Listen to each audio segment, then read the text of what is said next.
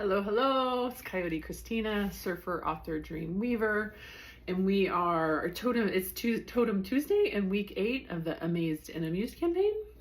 Just to give you some updates, so the Amazed and Amused campaign, I'm running. It's a book launch campaign. I'm working on getting my second book published, Amazed, Amused, and Often Confused. I self-published my first book, which was To Kill a Coyote. And I launched a business last year in 2024, TKC Dreams. To Kill a Coyote is TKC Dreams. So writing my first book was the first step I took towards building the life of my dreams.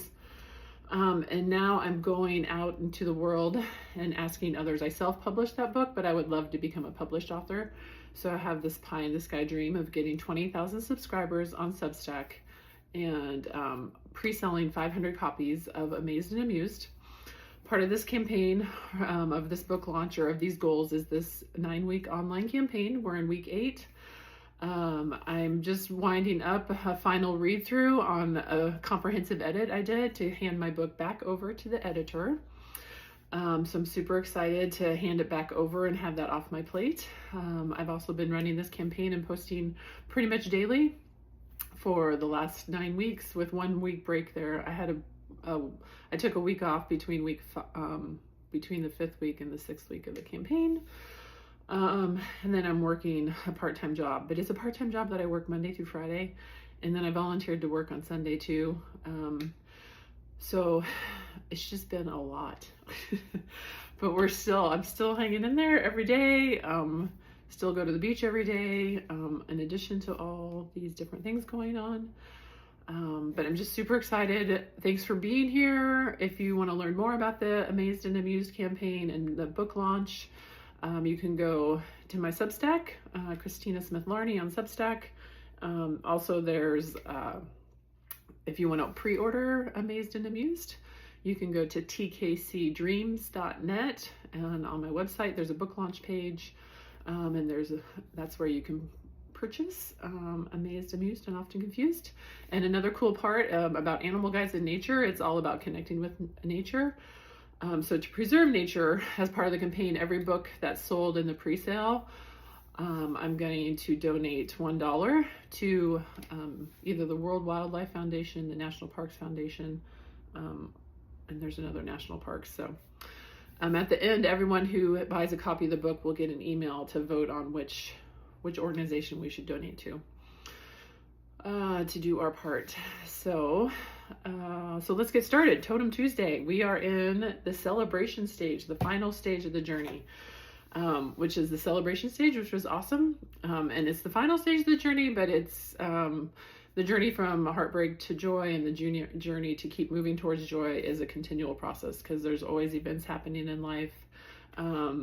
And that we can be taken back to that initial painful emotions when we lose something we hold dear, or when stuff is happening in the world that breaks our heart. It takes us back to that first stage, but now we've made the journey. We know that our birthright is joy. We celebrate on the shores of the Graces, and we know even when we experience that deep heartbreak again, that deep pain, that we can make it through. So that's actually the perfect time to read this quote, I'm thinking, from A Hero with 1,000 Faces by Joseph Campbell.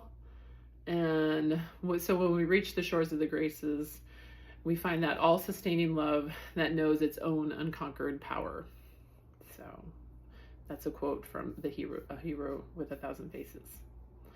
All right, so let's see. Going back here to the campaign.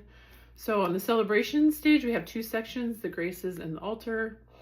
We're reclaiming our birthright of joy and finding peace, or cultivating peace. This week for Totem Tuesday, we're going to enter the Graces section, the first half of the celebration stage, with swan, otter, dog, hummingbird, and horse. And also wanted to tie in and get some information in here about the Aquarius full moon that is coming up on Saturday. We have a full moon, and on Friday we have the Lionsgate portal. So I just received an email from Spirit Daughter today that I wanted to share with everyone. This Saturday brings us the Aquarius full moon. It's an invitation to step fully into who you're truly meant to be. While Leo season has been helping us feel our hearts and recognize our unique gifts, this Aquarius full moon teaches us how to share our gifts in a way that energetically shifts the collective. We need to energetically shift the collective right now. It's time to release conditioned patterns and decide how you truly want to live your life. Then release anything or anyone that blocks you from unapologetically taking up the space you deserve. So remember, when you shine your authentic light, you inspire others to do the same. So that's from Spirit Daughter. She's amazing. I love the Spirit Daughter and all the astrology, and I really feel like astrology also aligns us with nature and the rhythms and those patterns of the stars and moon, and just one more thing to make us more intentional and connect us with our own bodies and hearts and minds and souls, because all our little atoms that are in us are all like stardust. There's the same type of atoms in stardust, which is pretty amazing.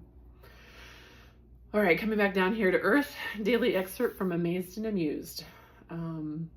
So this is part of the intro to the celebration stage. It is time to celebrate when we find ourselves on the shores of the graces, greeted by the lovely kindness and strength of all those who have gone before.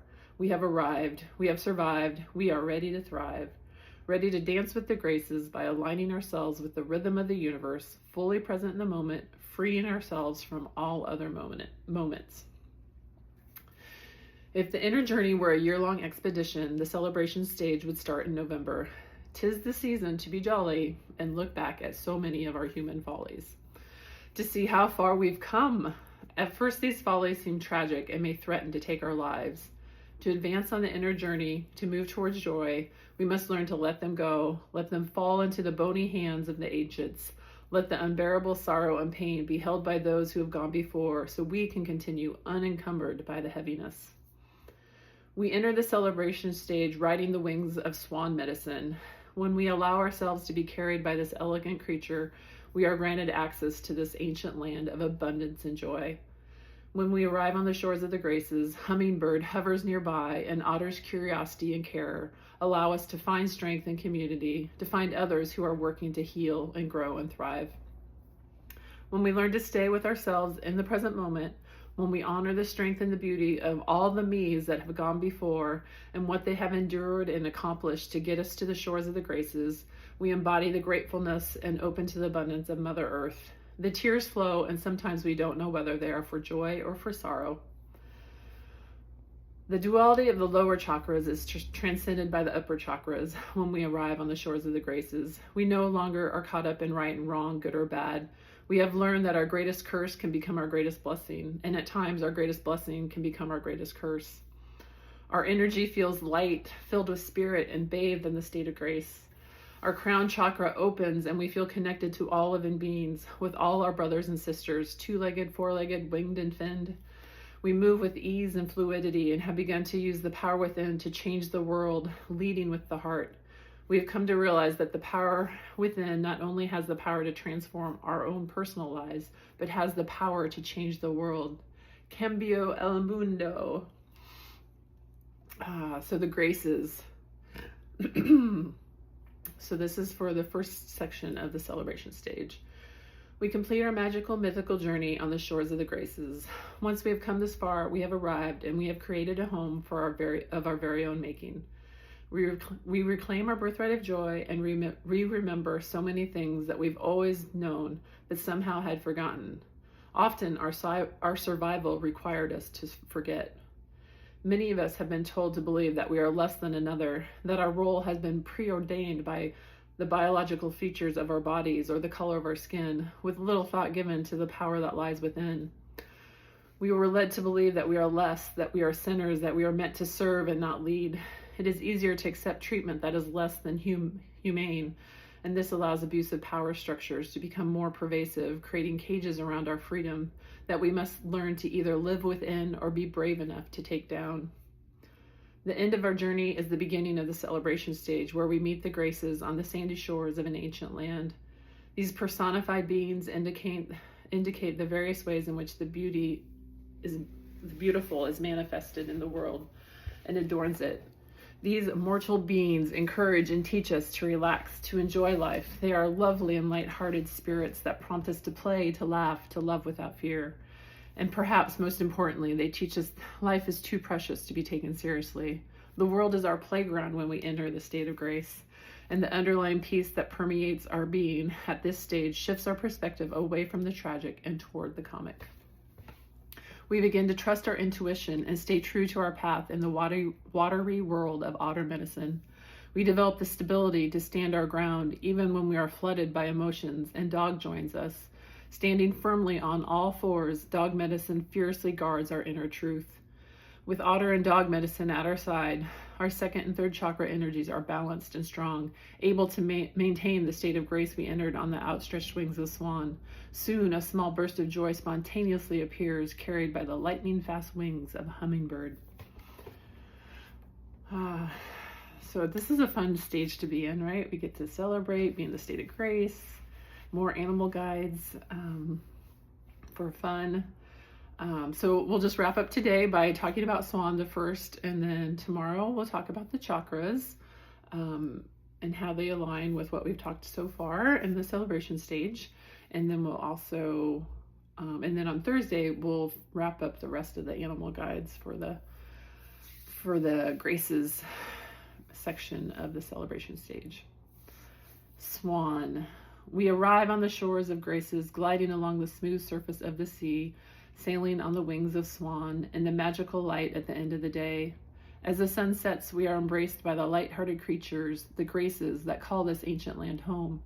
They tend to our soul's needs and free our spirits from the daily toil.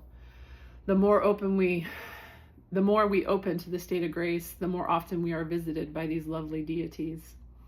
When we are fully present, we are alive to the wonder of the natural world. When we are fully present, we are alive to the wonder of the natural world that teases and pleases our senses. Our feet pound the earth, our arms bend and extend in any direction they choose, and we open our mouths to sing back our lives without the lies. It is time to celebrate, to embody joy, to pray with movement and the call of our voices, loud and clear with no fear. This siren sweet song of longing is replaced by a symphony of praise when we set foot upon the ancient shores of the graces. As we walk along the shoreline, we feel the sand between our toes. We know we are home. We have arrived in our skin-covered vessels, and our senses have never been more alert. We admire the skyline and the scattered seashells. We become acutely aware of the feeling deep within that signals a great truth that we have touched upon at certain points along the way. But until now, we had mostly hoped that it could be true. Now we know it is true. To be fully present in our body is a great gift, perhaps the main purpose of life. There's no need to prove when we know our own hearts and soul. We have attained a peace within that allows the space for swan to swim to our side, reminding us of the miracle of being in this moment, right here, right now. We do not blame others or ourselves when we reach these shores, and we no longer deny or push away the feelings we don't want. All parts of ourselves are welcome to the celebration. Tomorrow, like I said, we're going to talk about the chakras, and then on Thursday we'll wrap up the animal totems, animal guides for this section of the celebration stage for the graces, when the lovely deities and a few animal guides visit us. So I hope you're enjoying. Once again, would love to hear from you. So send me a message. Take care. Bye-bye.